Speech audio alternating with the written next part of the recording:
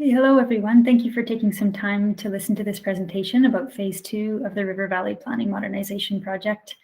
This is the second of our engagement phases. My name is Angela Hobson, and I'm the project manager for one of the two streams of work within the project, the completion of the Ribbon of Green plan, which is our strategic plan for the River Valley. I'm here today with Agnieszka Kotowska, who is the project manager for the other stream of work, the renewal of our River Valley Area Redevelopment Plan. We know the River Valley is a really special and important and unique part of our city and our region, and one that has in many ways shaped the story of this place, and we're really honored to be a part of this work. We would like to start by acknowledging that the traditional land on which we reside is in Treaty 6 territory. We would like to thank the diverse Indigenous peoples whose ancestors' footsteps have marked this territory for centuries, including the Nehiyaw, Anishinaabe, Nakota Iska, Niitsitapi, and Dene peoples. We recognize the significance of the River Valley to the many Indigenous nations and communities who have called this place home. We also acknowledge this as the Métis homeland and the home of one of the largest communities of Inuit south at the 60th parallel. It is a welcoming place for all peoples who come from around the world to share Edmonton as a home. Together, we call upon all of our collective, honored traditions and spirits to work in building a great city for today and for future generations. So this work is divided into 4 phases and will continue from now into 2023. We're currently in phase 2 of the project. We'll be engaging in every phase. In phase 1, we explore the vision and the values developed in the Southwest and Northeast Ribbon of Green, as well as existing issues and opportunities within the current study area to inform our planning priorities. In phase 2, we're talking about appropriate land uses in the different areas of the River Valley, as well as our processes for decision-making. In phases 3 and 4, we'll be drafting and refining and completing the strategy and plan content. In these phases, we'll be seeking input on how to put priorities and direction from the first 2 phases into action. I do just want to stress that we are only in phase 2 of this project. We're working through a lot of complexity and nothing is final at this point. These engagement periods are really important for us as we move through the project, and we appreciate your support as we work to get this right. The Ribbon of Green and the River Valley ARP were originally developed in the 1980s and 90s. At that time, Edmonton was a city of 600,000 people, and the planning context was very different. As our city has grown, we've seen a growing desire for opportunities to recreate in and enjoy the River Valley, especially as we've seen in recent months and years in the context of a global pandemic and hotter summers. There are many reasons that people are rediscovering or discovering and enjoying the River Valley. At the same time, there's a growing awareness of what we need to take care of in the way of ecological function and resilience in wildlife habitat. We know that our planning needs to consider and include all of these values. So I'm going to hand things over to Agnieszka now, who's going to share an overview of the project. Hi, everyone. I'm Agnieszka Kotowska. I'm a senior planner in the open space strategy team and the project manager for the River Valley Area Redevelopment Plan side of this work. So I'll begin with a bit of an overview of what these 2 plans are and our study area boundaries. So we're renewing 2 plans through this project. The first is the Ribbon of Green, which is the city's strategic plan for the River Valley. It provides high-level planning guidance for protection, access, and use within the River Valley and Ravine system. In 2017, we began a process to renew the Ribbon of Green, which was originally created in the early 1990s. That first phase of renewal work was called the Ribbon of Green Southwest and Northeast because it focused on planning for those southwest and northeast parts of the River Valley. The second plan is the North Saskatchewan River Valley Area Redevelopment Plan, or River Valley ARP, which is the city's statutory plan for the River Valley. It establishes the major land use of the River Valley and Ravine system to be environmental protection and use as an urban parkland. It provides land use policies for the River Valley, including restrictions on certain types of development and information and approval requirements for proposed development. As part of the renewal of these 2 plans, we have an opportunity to align them better in terms of goals and purpose and make sure that they work well together in guiding the future use and protection of the River Valley and Ravine system. Another way to think about this project is that the Ribbon of Green is about the what. What are we going to do to protect and celebrate the River Valley and provide access for people to enjoy it. The ARP is about how. How are we going to implement that guidance? It's about who makes decisions, the rules that guide decisions, and the processes by which those decisions are made. The other main distinction between the two plans is that the Ribbon of Green is a non-statutory plan and the River Valley ARP is statutory.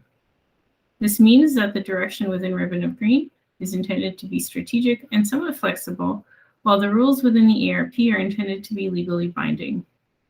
Changes to the objectives, policies, and boundaries of the River Valley ARP require a formal public hearing process and approval by City Council. We'll talk about this a bit more in the third part of our recording. This map shows our project boundaries. The southwest and northeast ribbon of green, shown in gray, developed planning guidance for those far reaches of the river valley where no or limited guidance was provided before. The ribbon of green completion work that forms part of this project, shown here in green, will focus on the rest of the system. So this includes the central river valley from Harlark to Dawson, as well as portions of the ravines, the Big Lake area, and lands in the most southern portions of the city. At the conclusion of our work on the ribbon of green, we'll bring the southwest and northeast and current project area together into one comprehensive ribbon of green plan. The ARP, shown here in orange, applies to the majority of the river valley and ravine system within city boundaries. Additional work completed outside of this project will be undertaken to update the boundaries of the ARP so that river valley lands in the southernmost portions of the city are represented in the plan. We've divided the current ribbon of green study area into 12 sections called reaches. These are highlighted in color, while the southwest and northeast study area is shown here in gray. Dividing the river valley into reaches allows us to complete our analyses and engagement discussions in more manageable pieces. And with that, I'll turn it back over to Angela. So now we'd like to share some of what we heard through phase 1 engagement on the project, which took place last spring. In phase 1, we heard from the public at large, Indigenous nations and communities, and stakeholder organizations representing a variety of existing and potential users and uses, including conservation organizations, recreational users and partners, active transportation, festivals, events and tourism, cultural and historic resources, residential and commercial development, accessibility and inclusivity, partner facilities that work with the city to develop, operate, and program spaces and facilities in the river valley, business owners that currently operate or seek to operate commercial activity within the river valley, private landowners who own land within the river valley, and community leagues of neighborhoods adjacent to the river valley. So in phase 1, there was an online and a paper survey, which received 350 responses. We held 4 workshops with 170 registered participants, and we had a discussion guide. This phase of engagement was focused on refining the vision and principles of the Ribbon of Green, confirming the land management classifications, and understanding what people value about the river valley. We also asked what needs to be considered in the implementation of these plans, for example, public and stakeholder engagement, and what information is needed to make good decisions. When we asked about values, there were a wide variety of reasons that people love the river valley. Wellness and ecology were both identified as really critical values. Some felt that the Ribbon of Green's vision and guiding principles were too focused on the protection of natural systems at the cost of recreational activities and access. Others felt that the statements were not strong enough to protect natural systems in the river valley from other activities. But many people also said that these are interrelated and interdependent values, which we absolutely acknowledge. Phase 1 saw majority support for the land management classifications, with 51% of participants somewhat agreeing and 23% strongly agreeing with the current categories and definitions. Of the remaining 25%, participants expressed concerns either with the land management classifications being too restrictive of recreational activities, specifically trail-based activities such as mountain biking, or that the land management classifications do not go far enough in protecting sensitive natural environments. Of the second group, a number of comments suggested prohibiting any recreation within the preservation land management classification, including walking and hiking. Through phase 3 engagement, we will be sharing and refining the specific policies that were developed for each classification through the Ribbon of Green Southwest and Northeast.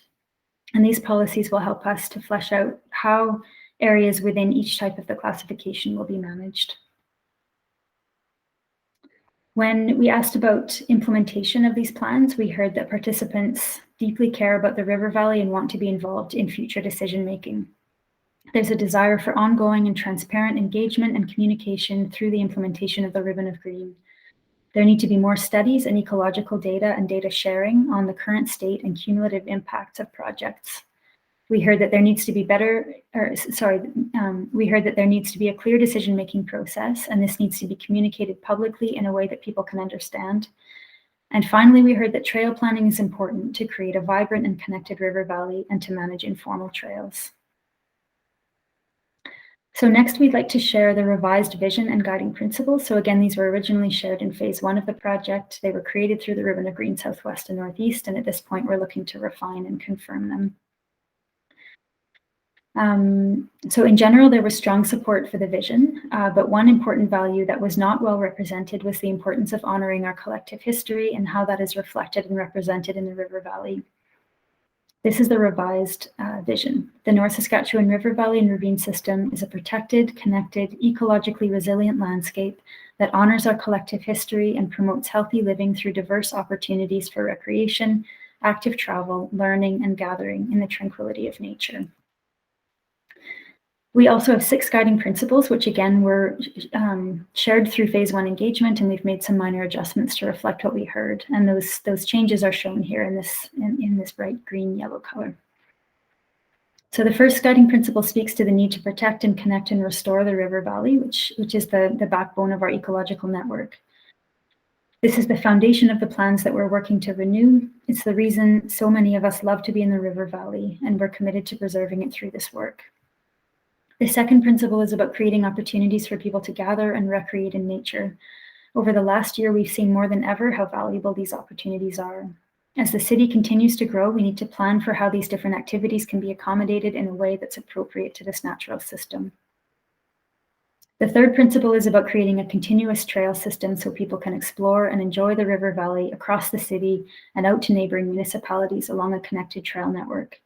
It's about making sure we have good connections from neighborhoods and providing access for people to move through the river valley for transportation and recreation. The fourth guiding principle is about engagement and partnerships. We know that the city can't do this work alone and has never done this work alone. We need to work together with Indigenous nations and communities, with local organizations, experts, researchers, and community members as we plan and manage the river valley. The fifth principle is about creating experiences and places that are shaped by the natural and cultural heritage of the river valley. This means acknowledging that the river valley is a unique place in our city, both as a natural system and as a place with deep cultural roots and cultural significance that continues today. The final principle is about ensuring that Indigenous cultural values are recognized and supported, and that Indigenous nations and communities are actively engaged as we plan and steward the river valley. Through this work, we're engaging with many nations and communities whose traditional lands include the river valley. So that brings us to the end of this first part of our presentation. Our next topic is the land management classifications, which is covered in part 2. Thank you for listening.